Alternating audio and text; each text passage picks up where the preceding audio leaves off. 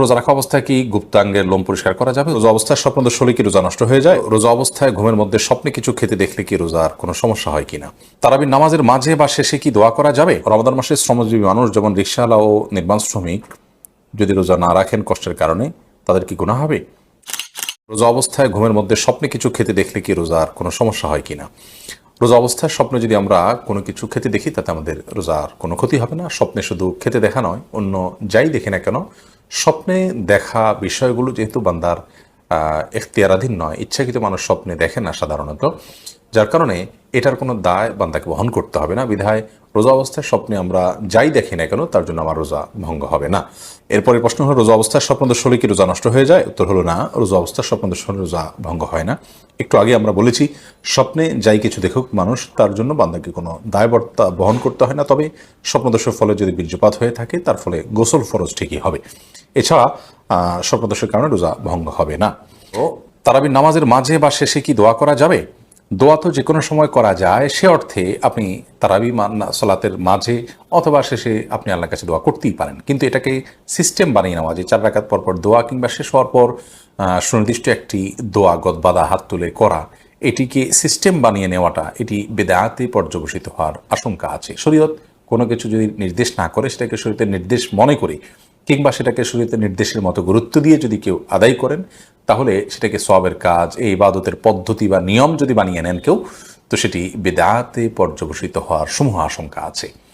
আপনি নিজে থেকে এমনি কখনো দোয়া করলেন, কখনো করলেন না, সেটা একান্ত আপনার ব্যক্তিগত বিষয়, কিন্তু সুনির্দিষ্ট দোয়ার ফরম্যাট ঠিক করে নেওয়ার কোনো সুযোগ কিন্তু নেই। এরপরে প্রশ্ন হলো, রমাদান মাসে শ্রমজীবী মানুষ যেমন রিকশাওয়ালা ও নির্মাণ শ্রমিক যদি রোজা না রাখেন কষ্টের কারণে, তাদের কি গুনাহ হবে? অবশ্যই গুনাহ হবে ভাই, কারণ রমাদানের সিয়াম আল্লাহ তাআলা প্রাপ্তবয়স্ক সুস্থ মস্তিষ্ক সম্পন্ন সকল ইমানদার নারী পুরুষের জন্য আবশ্যক করেছেন। কেউ শ্রমজীবী, তিনি তার এমন কাজ করেন যে কাজে রোজা রাখাটা অনেক কঠিন, তিনি তার পরিকল্পনা রমাদান মাসে একটু ভিন্নভাবে করবেন। হয় রাতের বেলা তিনি কাজ করবেন, অথবা দিনের বেশিরভাগ অংশ কাজ না করে সামান্য অংশ যতটুকু তিনি রোজা রেখে করতে পারেন ততটুকু করবেন, তাতে তার একটু উপার্জন কম হবে, সেটাকে তিনি একটু সহ্য করে নেবেন। আমরা জান্নাত পাবো, তো আল্লাহ রাব্বুল আমাদেরকে জান্নাত যে দিবেন তার জন্য তো আমাদেরকে ত্যাগ করতে হবে, স্যাক্রিফাইস করতে হবে। গরিবদেরকে আল্লাহ তাআলা যে ধনীদের চাইতে কয়েকশো বছর আগে জান্নাতে দিবেন, সেটির জন্য তো দুনিয়াতে আমাদের এটুকু কষ্ট অবশ্যই করতে হবে।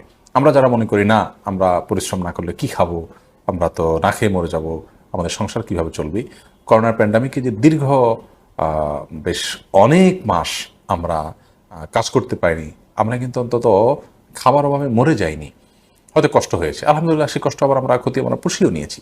ঠিক এখান থেকে প্রমাণিত হয় রমাদানের 1 মাস যদি কেউ কাজ না করেন কিংবা তার কাজের যে পরিকল্পনা সেটাকে যদি রিঅ্যারেঞ্জ করেন, এটা কঠিন হতে পারে, অসম্ভব হবে না। সৌদি আরবে আমি দেখেছি যে সেখানে নির্মাণ শ্রমিক যারা আছেন খুব হার্ড পরিশ্রম করতে হয়, এবং সেখানকার যে গরম, সে গরমের মধ্যে আসলে পানি পান করা ছাড়া কাজ করা সম্ভব হয় না।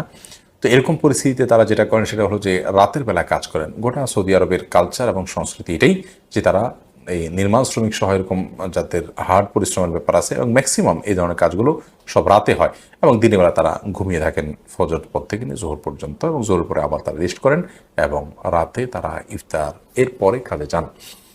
তো এইভাবে আমাদের রিঅ্যারেঞ্জ করে নিতে হবে, তারপর রোজা রাখতে হবে।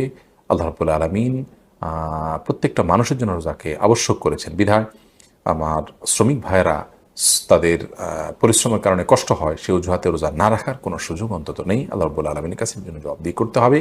এবং ইন্না আইজামাল জাযা মা আইজামিল বালা, যে ব্যক্তির যে কাজ করতে যত কষ্ট হয় তার জন্য আল্লাহ রাব্বুল আলামিন সওয়াব তত বেশি দিবেন ইনশাআল্লাহ তাআলা।